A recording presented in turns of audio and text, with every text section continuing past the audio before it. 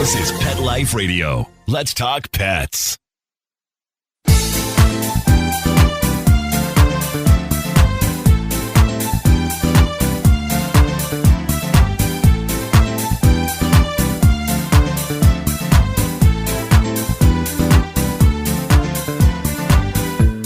Hello, my fellow cat-loving friends. It's Linda Hoff, 19 Cats and Counting. We had a guest that we were trying to get on forever. We had her on. We fell in love with her. She's a wealth of knowledge. We didn't get to cover half of it. In fact, we turned that podcast into 2. So we are welcoming back Pam Roussell so that we can talk more and talk about the mind-body-spirit connection. We'll be back right after the sponsored ad. Take a bite out of your competition. Advertise your business with an ad in Pet Life Radio podcasts and radio shows. There is no other pet-related media that is as large and reaches more pet parents and pet lovers than Pet Life Radio. With over 7 million monthly listeners, Pet Life Radio podcasts are available on all major podcast platforms, and our live radio stream goes out to over 250 million subscribers on iHeartRadio, Odyssey, TuneIn, Stitcher, and other streaming apps. For more information on how you can advertise on the #1 pet podcast and radio network, visit PetLifeRadio.com/advertise today. Let's Talk Pets on PetLifeRadio.com.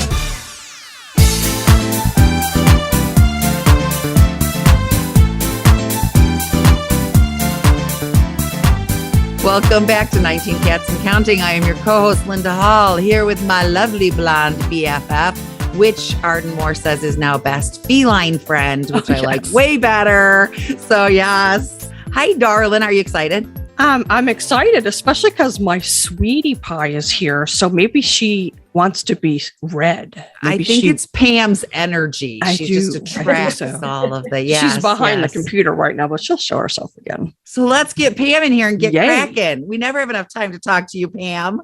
I know. It's so fun. Thank you guys for having me back. Thank you so much for coming back. Yes.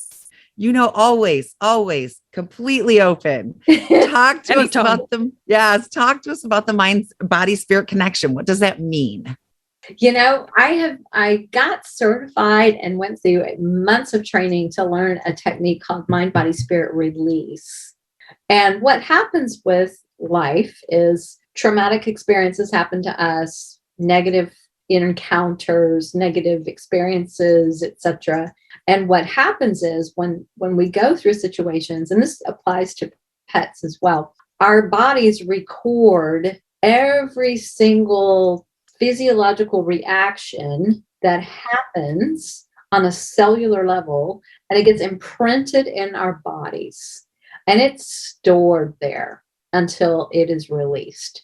But getting it to release is not always very easy, because our conscious mind and our subconscious mind don't necessarily talk about the fact that the fire is out, the emergency is over, life is good, I don't have to be in this fight, flight, fright mode anymore.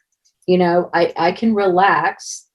But what happens is, even when we are triggered by a word, a person, a memory, a thought, our body starts to go replay all of those reactions at the cellular level again. And it's as if our subconscious is reliving that. And we're just going along on the surface like everything's normal, because we can see, we're aware, but the subconscious and the conscious mind don't necessarily connect on that. You know, that trap door between those two were shut, and there was no more communication that this crisis is now resolved. So I don't have to be in that mode anymore. And so what happens is we start to carry baggage at the cellular level with all of these memories and emotional blocks, and they start to affect how our bodies work. So they can affect organs and glands and tissues. They affect hormones. They affect the meridians and the chakras in the body. It's quite fascinating how it all interconnects, you know. So when I went through this training, and I had mind, body, spirit release sessions done on me for several years, just here and there. And, because I wanted to go work on something, or I was having trouble getting past something, an issue, something that I was holding on to, that I knew I was holding on to, that I just needed help getting over, And then other times I thought I had released it all, and it comes up in a session. Is that kind of like PTSD? I did that already. I thought I had forgiven. I thought I had moved past. I thought I had let go. And somewhere in the subconscious, it was still ruminating, and I wasn't even aware of it. So it was very, very interesting. But it's also really cool because you can see sometimes very subtle differences from the time you have a session to the, maybe a week later, maybe hours later, you can feel lighter. You can feel like something has been lifted, something has shifted. But then even months down the road, you may have some sort of what used to be a trigger that all of a sudden you realize is, it doesn't bother me anymore. And it doesn't bother you. Where it used to get under your skin and you grit your teeth and you would roll your eyes and and have some sort of a response. But then all of a sudden one day it's just like it doesn't even faze you. And that is what is so cool, because it can be that subtle, So no matter what you want to work on in life, whether it's, finding your purpose, finding your ideal job, maybe it's just restoring relationships with people that you've had disresonance with, for a while, or people that were estranged. It's just fascinating how sometimes those energetic cords, I would call it, are just cut, and it allows that energy to be restored. And it's not necessarily that we do anything. In most cases, the client's family member or friend or whoever it is that they had this resonance with will just out of the blue reach out back to them. So it's not that the client had to do anything. They just had to release stuff. Well, it's well documented, is it not? That if you're looking for love, you can't find anyone. But the minute you're in love, there are suitors everywhere because you're letting off this confident energy instead of, I need love. Right? I think it's the same when you stop looking too. You stop looking, and then people usually find the person. Yeah. Not me, of course. She's just done, but I'm permanently single. Right. But we all carry baggage, every single one of us. I remember my first marriage was abusive. And when I married my second husband, who was the most precious person on the planet, may he rest in peace, would not have harmed a hair on my head, really thought I walked on water. Yes, crazy. Poofy. But anyway, yes, exactly. And one day he moved too fast and put his hand up, and I flinched. And he was like, how could you even think I'd hit you? And I'm like, just a reflex. I don't know where that came from. So that was all resonating with me as you're saying this, the things that I'm like, I'm done. I'm over it. I laughed. I don't live in the same state. I don't talk to him. Ties are completely cut. My daughter was adopted by my second. I got nothing. Why was that? Why did I flinch? Right? Like, it's a trigger. Yeah. We all have them, a million of them. Yes. It is. When you were saying that about estranged relationships, I'm estranged from two people that used to be close friends. Linda, you know who they are.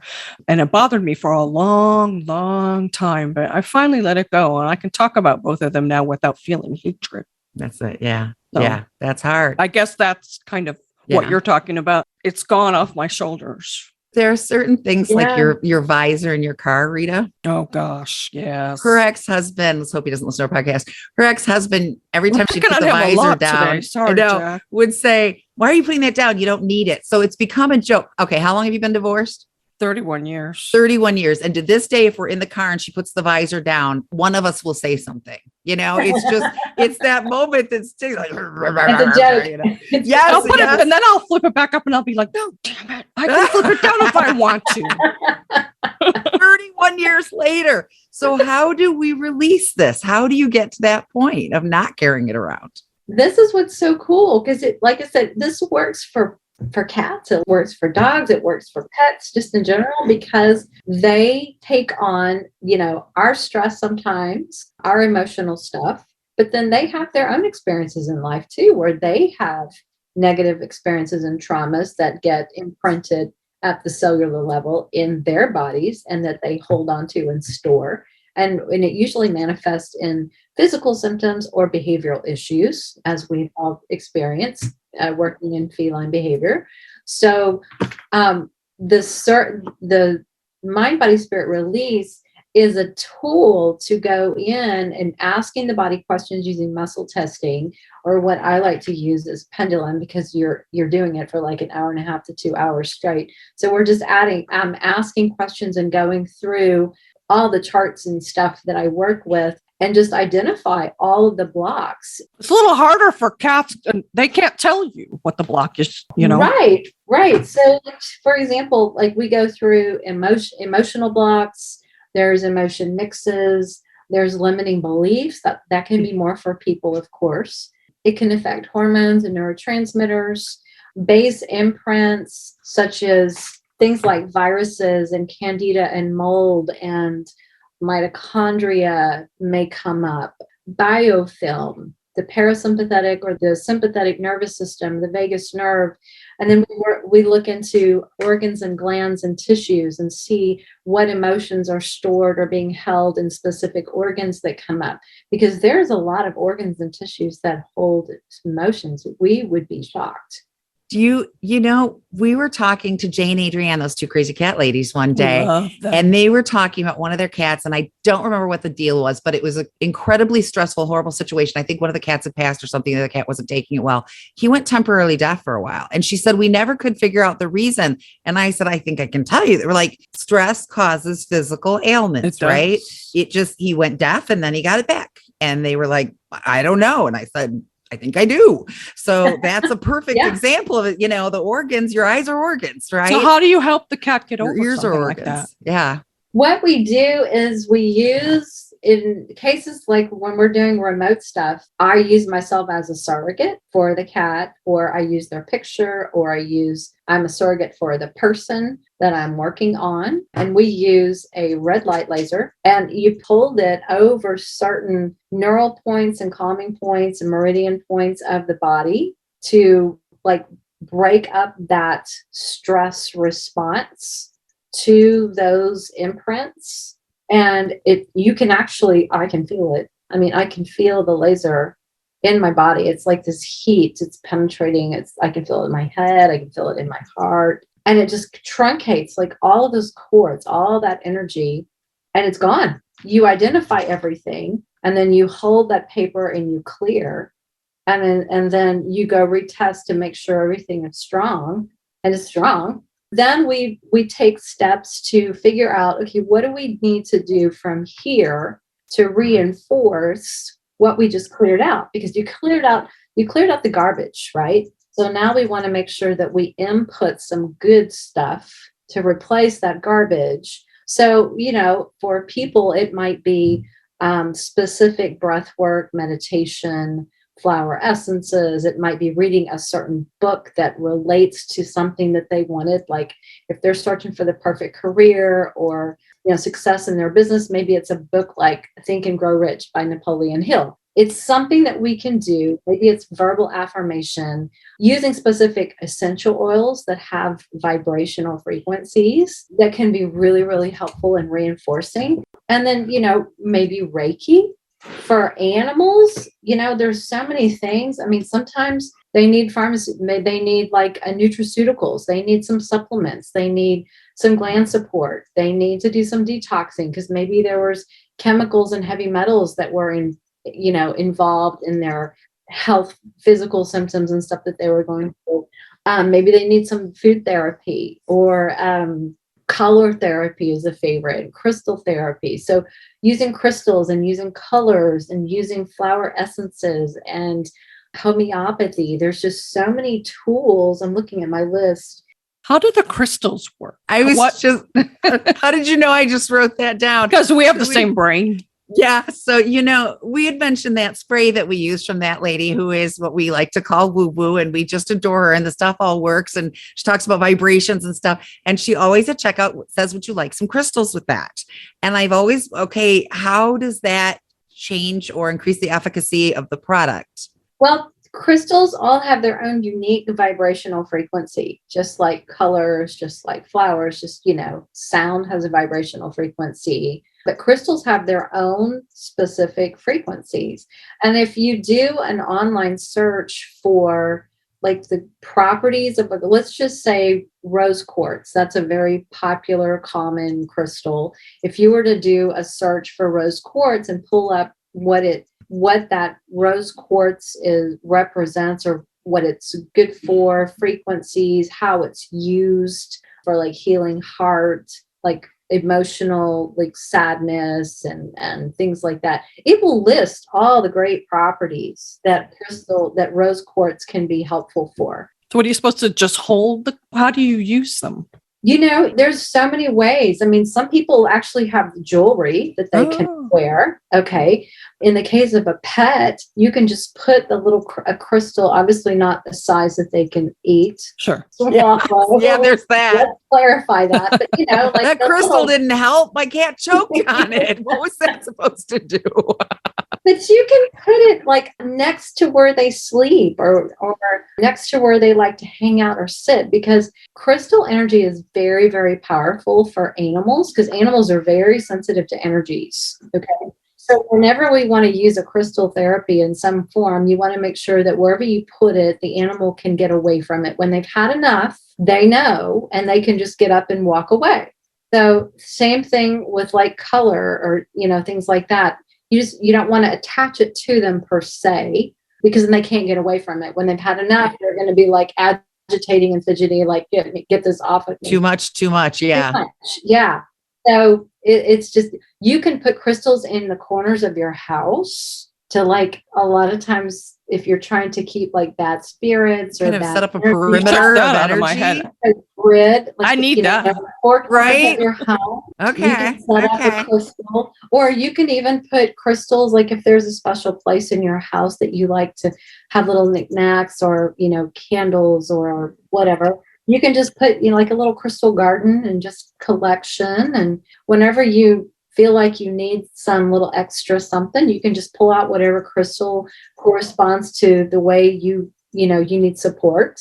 And you can just put it in your pocket, carry it around for a little while. You can put it on your desk next to where you work. It's just giving off that frequency. Cool. We have to take a little break right here. Oh, okay. But we'll be back with Pam Roussell in just a few minutes. Molly, here's your dinner. Zeus, that's not your food.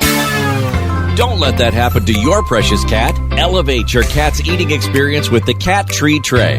The Cat Tree Tray keeps your cat's food off the floor and conveniently located on the cat tree.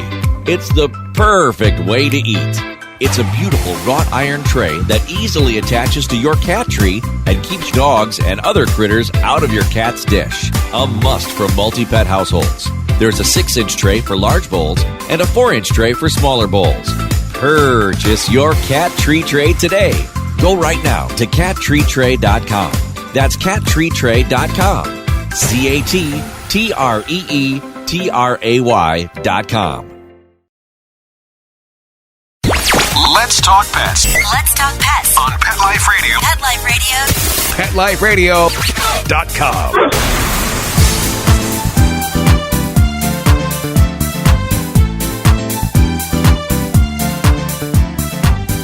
And we're back with 19 Cats and Counting, my co-host and BFF, my ride or die, Linda Hall, and the amazing Pam Roussell, who's enlightening us.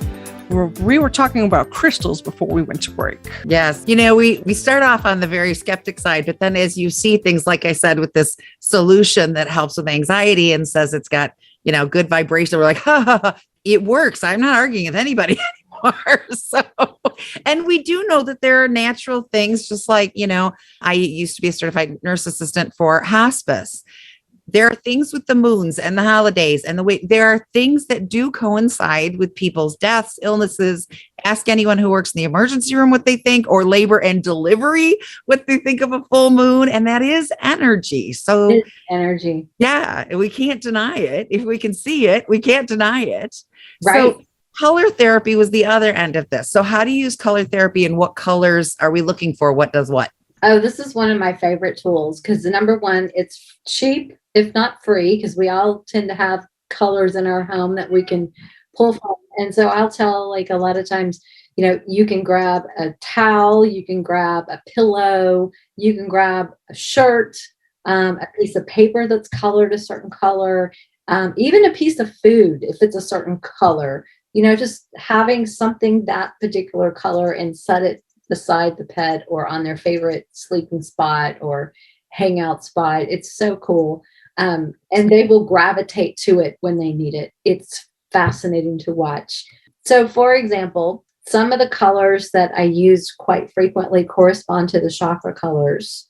So if there is a cat that has like a lot of emotional sorrow or hurt, or they feel very frightened and they just need some grounding and feel secure and things like that, the color green is very helpful. So like think of the color grass, green grass. It's very grounding to go outside and connect with nature. I am one of those people, and it just started in the last couple of years, who will go outside and take my shoes off and just plant myself in the grass and just try to soak it up. And coming from being such a skeptic, I feel ridiculous every time I do it, but it really does feel good. And I feel the need to, I feel drawn to it. Yes. So yeah. There is an energy exchange between the earth and our body that goes on when we are standing on the earth. I wonder if that's why I don't like the color of the walls in my house, for one, I didn't pick it. And for two, it's not a vibrant color. It's like not where I am right now, but downstairs, it's like a toast color, like a coffee with cream color. I don't like it. Yeah. So yeah, green is one, and it also corresponds to the heart chakra, which green is the color of the heart chakra. So if a cat, for example, has a lot of digestional issues, intestinal, pancreas, stomach, those kind of issues, color yellow can be very beneficial because yellow is the color of the solar plexus chakra. And so it has a healing vibration, and they go sit on a yellow whatever until they feel like, okay, I'm good. I can get up and go do whatever. The color orange is really good for cats who have urinary issues, kidney, bladder, things like that. It corresponds to the sacral chakra color, and it's very warming. So, if a cat has been very standoffish and they just need some warmth, maybe they've been very distant or whatever. Orange is very warm, it's think of like the color of a fire, it's heat, so that can be helpful. And then let me go back. Yellow is very cheerful. So if you have a real grumpy cat that's grouchy all the time, they just need a little yellow in their life. They need some sunshine. They need some happiness, so those can be very helpful. And then a cat who has been very sick, let's say they're overcoming a surgery or they've been very ill, the color pink is very healing. And you can just, like, some people have pink cat bed, Yeah, exactly. Yes. Bed, and you'd be surprised, those cats just go to that color when they are convalescing, trying to recover from whatever illness or, ailment, surgery, whatever. They gravitate to pink. It's fascinating. And then if you have a cat who is very shy, maybe who just doesn't have a lot of confidence, the color red is very good because red is the color of the root chakra. So that's where we get our... So Picasso needs red. My Picasso needs red. I love red, and I think it looks good on me. And when I need to get my chutzpah up, what I'm talking about, when I need that empowering moment, I wear red, right? It's my favorite color, red. Yeah. If I was going to an interview or something, it'd be my red dress. Like, I'm here. Yes. Charge. Yes. That's your confidence builder. Yeah. Because that's where we're rooted. That's in your survival and your physical and safety and things like that from an emotional side. But just from that confidence. Yeah. I feel stronger and more empowered when I wear the red dress. It's a true story. Yes. Yes. My second favorite color is what you're wearing, Linda, the royal blue. Oh, the royal blue. Yes. I also love this color. This is my second favorite for wearing. Yes. Yeah. So if you have a cat that's very aggressive and like bullies everybody, do not give them red. Right. Do not give them red. Because that like a bull, Toro, right? Yeah. You don't want to do that. That could be very aggressive. Yeah. You take a cat that's already like that, that's the last color you want to give them. Or a dog that's wearing, don't put on a red collar. A red bandana, or yes, exactly. No, not for an aggressive, dominant air kind of animal. That's not what they need. How about the blues and purples? What are those? Are those good for relaxing or something? I'm going to pull out my chart here. So like the crown chakra is more of that amethyst color. Like I love your colors in the back of your. Oh, I do too. That's one of the reasons I got picture. that Yes, one. I love that photo. So pretty. So looks like crayon cats. Yes. Yes. So the amethyst color would be like your crown chakra. That's where we connect to source. That's where you get your enlightenment. That's where you consciousness. I haven't really used that color so much with a cat, although amethyst and turquoise are considered master healer crystals. So if you have I love the color amethyst and turquoise, and I have some amethyst crystals. So if you don't have a color pink, you could use amethyst or a turquoise as a master healer and just have those little crystals next to their spots or whatever. So that's kind of fun. And then the third eye chakra is more of your indigo blue, and that's like, I would think like clarity. I almost think like creativity, creative kind of outlet, focus. If you need some focus, like you're really having a hard time struggling with focus, get that kind of a color or crystal would be really good. Not so much in the pet space. We don't see that as much, but the other colors.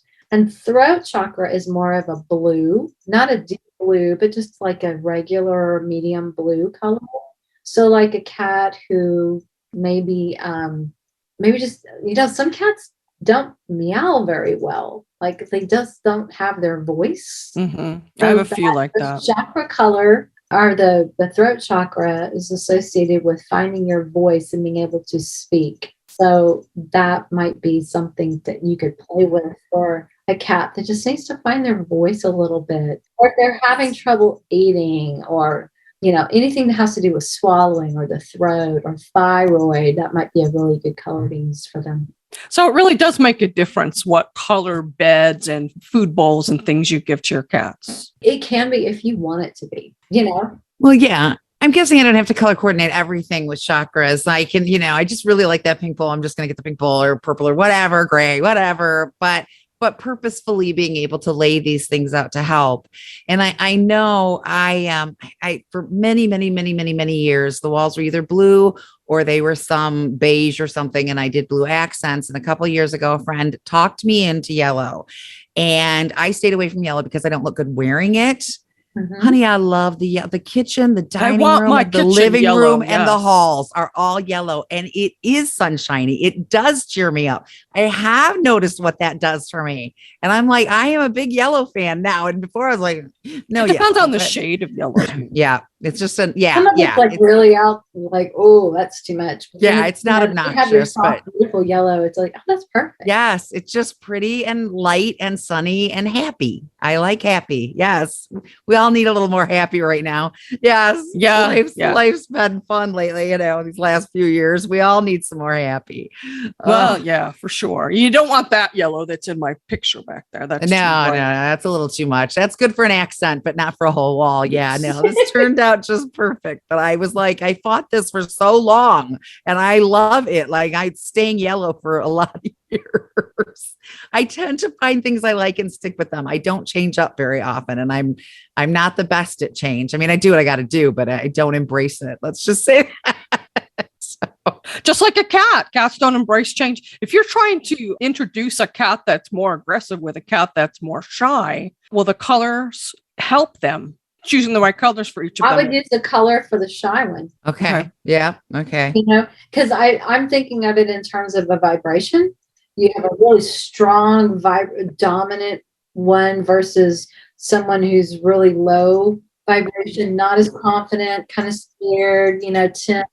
We want to bring theirs up a little bit, So I would focus on the one who's less confident. Okay. Yeah. We often say that when we're talking about anxiety, and the person is just dead set on Muffy, the crazy aggressive cat. And we're like, no, Fluffy, who's being picked on, has been living with her high school bully. The one that and she needs a little help too. Well, she needs more help, I think, because boosting her confidence will make the other one not so aggressive towards her. And we see there's the cat that's out for the throat, and then there's the cat that looks at the other cat and just flops on its back and lays there and plays dead. Don't hurt me. Threat to you. Please don't hurt me. No, it's true. And I have a funny story if you have time. I have a cat whose name is Aylin. She's the baby. I think you might have met her last time. I don't know if she's in here. I think she's over there sleeping. They're never around when you want them to be. True story. She's usually like coming up and, once held whenever I'm on a meeting. Yep. She the white one? Is she white? She's a little tiny. Yeah. The chocolate. Yeah. I wanted to steal her last time you showed her. So you're probably better not showing her because I want her. So. She's like 6 pounds and thinks that she's 20, right? She's just dumb. That's like my pie. She rules the house. And one of our previous cats, a female, who was the oldest female at the time, she was so jealous of her. And, God bless her. We gave them all equal love and whatever. But I guess maybe she just being the baby, she's like seeing another female like, she would stalk poor Lily and she just wanted to play. I'm really convinced she just wanted to play. She was young, and here's an easy target because she's like, I'm beyond playing. I just want to chill and just leave me alone and don't look at me and don't stalk me. But she did. And she would just stalk, like sneak up and just, and then she plays like tag you're it and then runs off. Right. Well, Lily passed away in January. And let me just say we have ghosts in our house now. I have no doubt about it. So Lily is back and she is giving Aylin a run for her money. and it's karma. It's karma. Oh, yeah. That's hysterical. I'm having to do so much of this. I'm looking on Aylin now because she's like terrified, hanging out in the closet, just crying back there, and she's afraid and she's hiding under stuff. And she's, opening the door. It's like, y'all have seen it, I'm sure. They like walk up and then there's nothing there that you can see, but they act like there's a wall. And like, no, I'm trying to go around and I can't get around. And there's something in the way. Well, all 4 of my cats in spirit are back right now. And I've had to do that through muscle testing. I've been able to figure out where the spiritual interference is coming from. And I've figured out they're all here. And she smells them. She'll sniff the bed sheets. She'll sniff me at night. And she'll get under the covers. And then she'll get aggravated. And she'll start biting the air. There's nothing that we see, that I see. Exactly. No, but I get it. It's the cats in spirit. And they are. And Lily is now getting back. Because she can. Oh my gosh. That is hysterical. The roles have been reversed, but it's just funny to see. Now Lily is obviously very confident because nothing can hurt her. Oh, exactly. She's like, I got all my stuff now, baby. You think you got something. Yeah, nothing. Yeah. We see that so often too. And then the scared cat runs to get away. And the other cat's going, look, the game is on. And it just feeds into each other, cyclical. And it's like, okay, we got to put a stop to this because this poor cat just wants to hide. But all she's doing is increasing that prey drive to chase after her. Right. I know. They just want to play. Yes, I know. Something hard to find their even match. Let's find an even match. Someone on your level. Truth. We say that a lot when we're advising. We say go into a rescue or a foster home, even better. Get a idea of that personality. Yes. My favorite local rescue, FFRC, when you come in, they'd say on a scale of 1 to 10, 10 being super ornery, play all day, climbing the curtains, 1 being couch potato. What are you looking for? I like a 5. I want to play, but I want to snuggle, right? You got any 5s around? Well, there's been times when you said you wanted a certain cat and they're like, no. Yeah, we had it. We were watching their webcam and we had a cat picked out and we walked in and of course the owner knows me well. And I said, we want so-and-so. And she said, oh, no, you don't. Oh, okay. Who do I want then, Jackie? I don't remember who we brought home. We brought home somebody. They know these cats and how they fit in and how they behave with other cats and how dominant they are. You don't want some crazy dominant, I believe I am king coming in when you've already got a king, right? Yeah, like that's there's a not recipe room for for two on the disaster. throne. Exactly. It And they're is. going to be calling for a behaviorist. And yes, exactly. So Here's my yes, card. talk to the people who know these cats and get an idea of their personality, because you got to have some matches. On the other hand, though, don't steer clear of the shelter just because you don't know. I mean, No, especially if you don't have a cat at home. You can deal with just about any type of personality. And those shelter cats really need out. Yeah, they do. And a lot of shelters, our local shelter, they have volunteers that come in and play with the cats. And they do have a clue, and they do allow the cats. They are not in a cage. They're in a room where the cats can be together. So there's that blessing that we know how they work with other cats. At our local shelter, no, they're in cages. No, yeah, our local shelter does that too. Yeah, FFRC, they have the rule of the whole place. Those cats live they got the life. Let me tell you, they got the life. That's awesome. Yes, the only reason I encourage adoption is because they have to turn somebody away and we need to make room. But honey, those cats aren't hurting. Trust me. They're happy. Well, we're almost up. We're almost out of time. Darn it. Pam, was there anything that we haven't gotten to that you want to wrap up for us? No, I think that was it. I wanted to just share what Mind Body Spirit Release is. I'm so excited. So and I have an entire page of notes that I've been taking just from you talking. We have learned so much. This is so valuable, and we're so we can appreciative. implement this knowledge in our sessions. Yes, we can. Yes, we can. Exactly. Yes. A lot of places we can put this into place, and we like to promote that. It's easy to say, get this product and this product and this product and this product and this cat bed, and people are like, I just paid for a session, I can't pay for all this too. So we like to give out as much that we can do that you can help. Fine, you don't have a pink bed, get a pink blanket, get a pink towel, get a pink something. These are things that people can put into place. Pull out a pair of shorts or a pair of pants or a dress or exactly. Yeah, I don't care. Exactly. Yeah. Yes, and just use the color. Yes. And cats like Stella don't use red. No, don't use red on Stella. She's our quintessential. She was just a large in charge girl who didn't want anyone but her human mother to be in existence. And she is fortunately tolerating a kitten now, and we got it even. But yes, we would never put red under Stella. Now we know. Stella's large and in charge enough. She doesn't need any help. Correct. Pam, thank you so much for coming here and enlightening us. You're so welcome. We've learned a lot.